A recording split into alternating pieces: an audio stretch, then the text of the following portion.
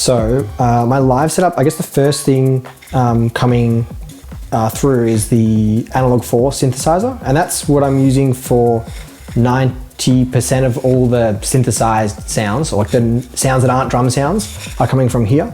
And that comes into my Digitakt, which is where I'm getting all my drum sounds. And then through the Digitakt into the Octatrack, which is I've got effects and on the master output, and a few, like I use the Octatrack for some longer loops as well.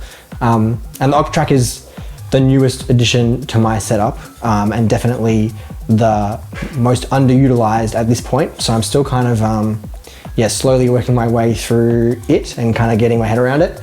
And then lastly, it goes into the Oto Boum just for some compression and saturation. But yeah, that's like rough run through the setup. But so it's like synths, drums, effects, and everything out like that.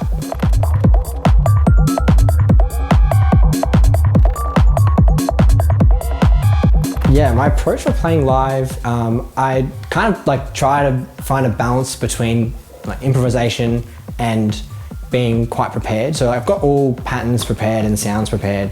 And like it's important for me at least, because I find, you know, like especially with playing live and synthesized sounds and everything like that, you know, it's hard to mix things when you're bringing in sounds that you haven't kind of heard before when you're playing live. So I've got a lot of sounds prepared, and then at the same time I'm changing like a lot, or I try to change as much as I can as I go, changing my sequences and doing that to kind of give it a more improvised feel. And so it's actually, you know, kind of different every time I play. And that's one of the reasons why I love the Analog 4 as well, because it makes it really easy to do that for changing the sequences and all my synth sounds. But yeah, like always trying to strike that balance between, you know, consistency and quality of sound, as well as, you know, having something in the moment that's unique and kind of captures something that you can kind of only experience when you're there. So yeah.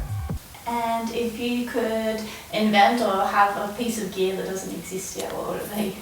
Probably an Analog 8. I love my Analog 4 so much, and I wish it had double as many channels. I know some people like to complain when people say I want more channels, but having more channels is nice. And yeah, I do love the sound of this thing. So yeah, I think I would buy an Analog 8 very quickly.